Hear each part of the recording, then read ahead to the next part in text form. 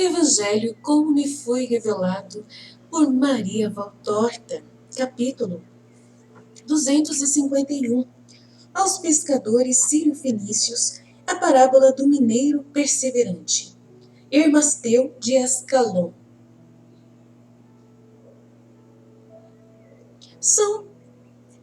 A Valtorta descreve a visão do dia 12 de agosto de 1945. São as primeiras horas da manhã quando Jesus chega diante de uma cidade à beira do mar. 4 barcas seguem a sua. A cidade é impelida ao mar adentro estranhamente, como se tivesse sido construída sobre um istmo. Como se um pequeno istmo ajuntasse a parte que se espalha sobre o mar com que se estendeu a margem. Olhada do mar, ela parece mais um enorme cogumelo colocado sobre as ondas, com seu cume fincado por suas raízes na costa. O istmo é o pé. Do lado de lá e do lado de cá e do lado de lá dele, 2 portos, um aquele do norte menos fechado, é pleno de pequeninas embarcações, e o outro do sul é mais abrigado para grandes navios que chegam ou que partem. É preciso ir lá, diz Isaac, acenando para as pequenas barcas. Lá é que ficam os pescadores. Voltam à volta à ilha, e aí é que posso ver como o istmo é artificial.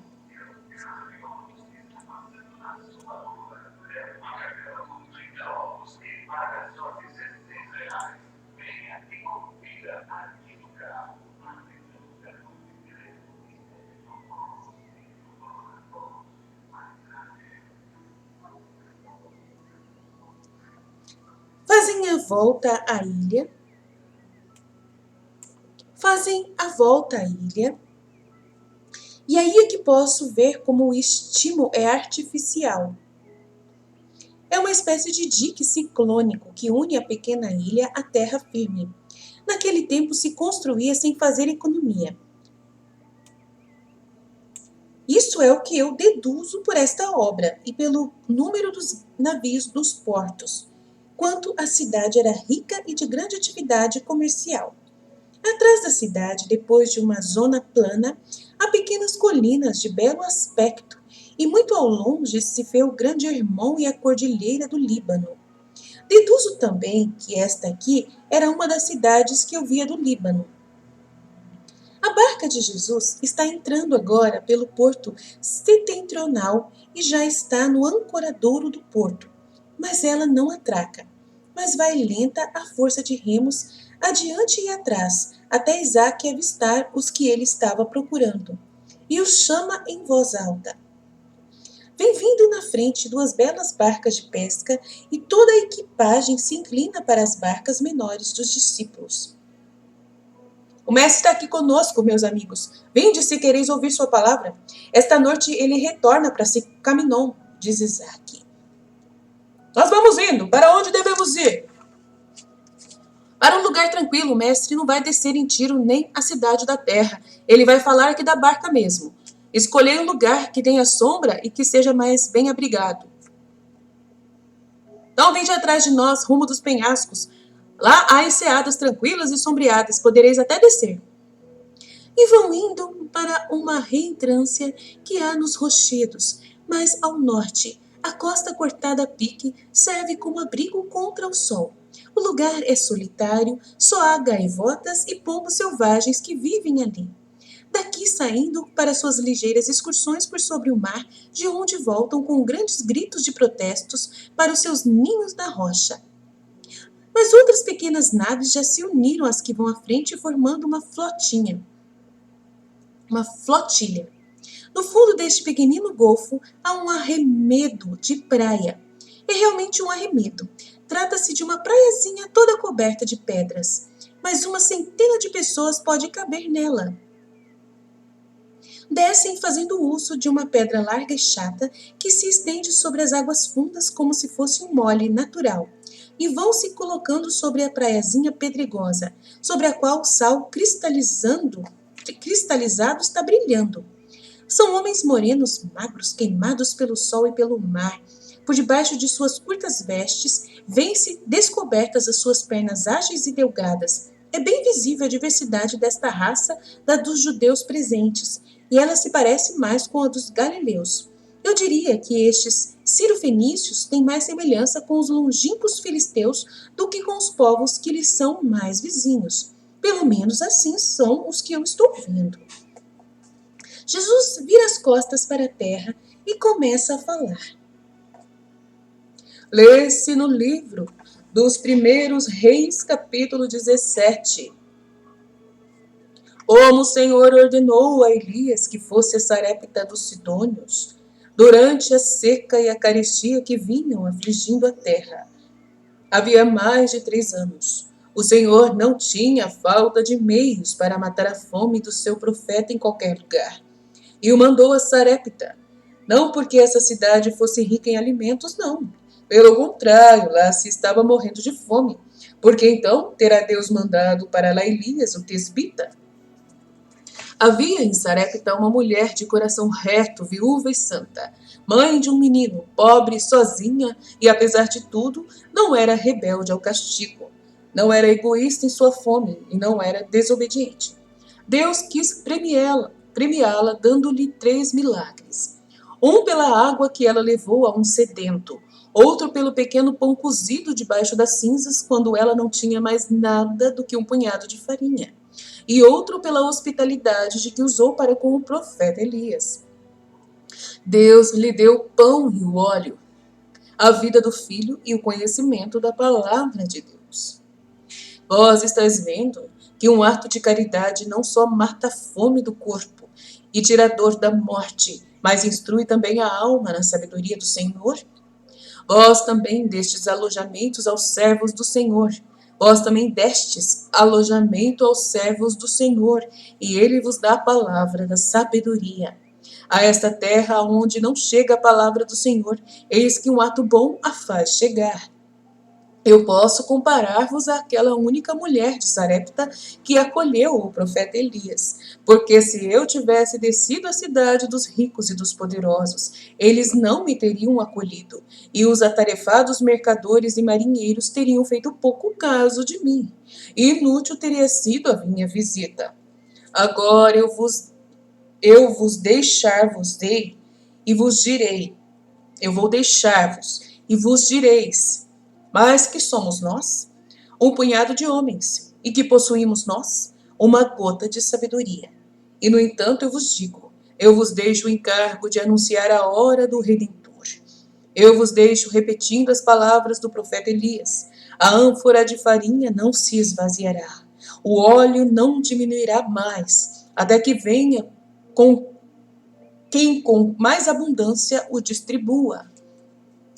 Vós já o fizestes, porque aqui há fenícios misturados a vós, que sois do outro lado do Carmelo. Isto é sinal de que falastes assim como vos foi falado. Vede que o punhado de farinha e a gotinha de óleo não se esgotaram, mas sempre cresceram. Continuai a fazê-las crescer. E se vos parecer que seja estranho que Deus vos tenha escolhido para esta obra, e não vos sentirdes dispostos a executá-la, dizei a palavra da grande confiança. Farei o que tu dizes, confiando em tua palavra. Mestre, mas como teremos que comportar-nos com estes pagãos? Estes nós os conhecemos pela pesca. O mesmo trabalho nos leva a viver uma vida em comunidade. Mas com os outros? Pergunta-lhe um pescador de Israel. O trabalho em comunidade nos leva a vivermos todos em comum, dizes tu. E então não deveria tornar comum a proveniência comum? Deus criou os israelitas, como criou os fenícios. Os da planície de Saron e os da alta Judéia não são diferentes dos deste litoral. O paraíso havia sido feito para todos os filhos de Deus. E o Filho do Homem veio para levar ao paraíso todos os homens. A meta é conquistar o céu e dar a glória ao Pai. Vós vos encontrais, pois, no mesmo caminho. Amai-vos espiritualmente, assim como vos amais por motivo do trabalho. Isaac nos falou muitas coisas, mas nós quereríamos saber algumas mais. É possível termos um discípulo que de nós fique tão longe?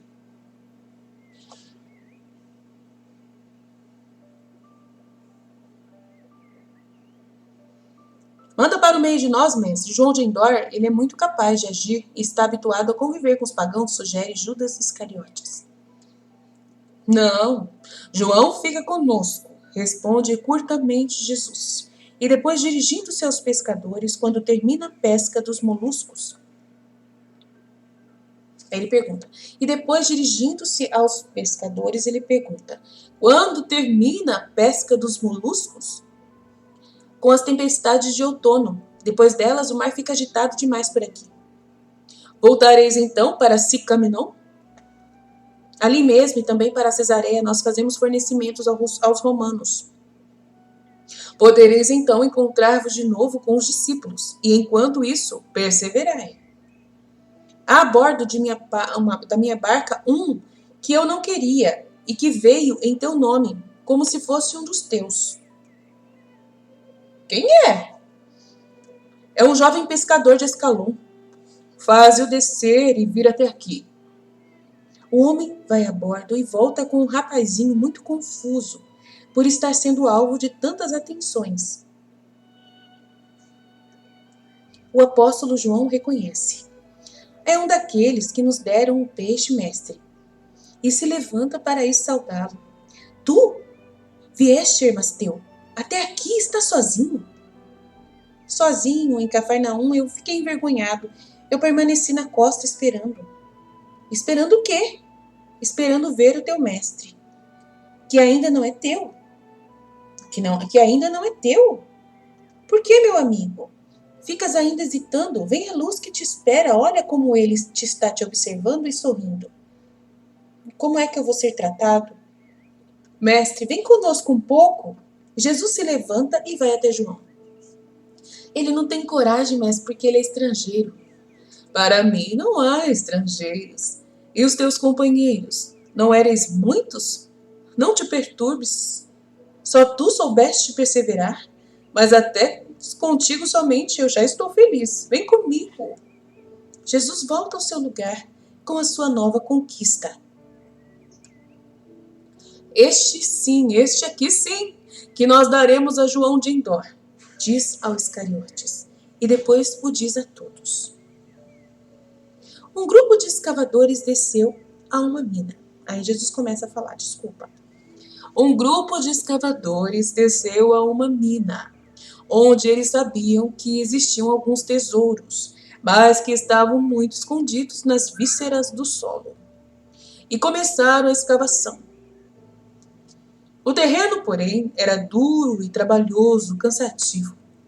Muitos deles ficaram muito cansados e jogaram para longe as picaretas e foram-se embora. Desistiram. Outros praguejaram contra a sua sorte, contra o trabalho, contra a terra, contra o metal e, cheios de raiva, feriram com violência a terra e despedaçaram o filão, transformando-o em migalhas inúteis. E depois, tendo conseguido fazer ruína sem ganharem nada, também eles desistiram e foram embora. Só ficou o mais perseverante. Bem disposto, ele foi abrindo as camadas da terra dura, perfurando-a com cuidado. Procurou examinar bem, aprofundou mais e, finalmente, um esplêndido filão precioso ficou exposto à vista. A paciência do escavador foi premiada, e com o metal puríssimo que ele encontrou, pôde conseguir fazer muitos trabalhos de ourivesaria. Conquistou muita glória e muitos clientes, porque todos querem é daquele metal, que só a perseverança soube encontrar lá onde os outros preguiçosos ou iracundos nada haviam conseguido. Mas o ouro que foi encontrado para ficar bonito a ponto de já servir aos ourives, precisa, por sua vez, perseverar na vontade de deixar-se trabalhar pelo homem. Se o ouro, depois do primeiro trabalho da escavação, não quiser mais sofrer nada, ficaria sendo um metal bruto e não trabalhável. Vós estáis vendo, pois, que não basta o primeiro entusiasmo para ter logo bons resultados, nem como apóstolos, nem como discípulos, nem como fiéis. É necessário sempre perseverar. Eram muitos os companheiros de Hermasteu, e naquele primeiro entusiasmo haviam prometido que viriam todos, mas só ele veio. Muitos são os meus discípulos, e mais ainda serão, mas só a terça parte da metade é que saberão sê-lo até o fim. Perseverar. Eis a grande palavra para todas as coisas boas. Perseverar. Vós, quando jogais o tresmalho para arrancar as conchas dos moluscos, será que o fazeis uma vez só? Não, mas uma vez depois da outra. Durante muitas horas, muitos dias, durante os meses, prontos a voltar àquele ponto no ano seguinte, porque esse trabalho é que dá pão e fartura a vós e às vossas famílias. E então querereis agir de modo diferente quando se trata de coisas maiores, como são os interesses de Deus e de vossas almas? Se fordes fiéis das vossas e das dos vossos irmãos, se fordes discípulos, em verdade eu vos digo que para extrair a púrpura para as vestes eternas é preciso perseverar até o fim. E agora fiquemos bons amigos, até a hora de voltarmos. Assim nos conheceremos melhor, e será fácil reconhecermos uns nos outros. E eles se espalham pela pequena enseada rochosa, cozinhando mexilhões e caranguejos, arrancados dos penhascos e peixes apanhados com pequenas redes, dormindo em uma cama de algas secas dentro das cavernas abertas por terremotos ou por ondas da costa rochosa, enquanto o céu e o mar estão com um azul ofuscante e se encontram um com o outro no horizonte. As gaivotas fazem um contínuo carrossel de voos do mar para os ninhos, com gritos e bater de asas, e são as únicas vozes que, unidas ao do bater leve das ondas, ainda estão falando nestas horas mormacentas do verão. E assim termina a visão Fiat, Fiat, Fiat.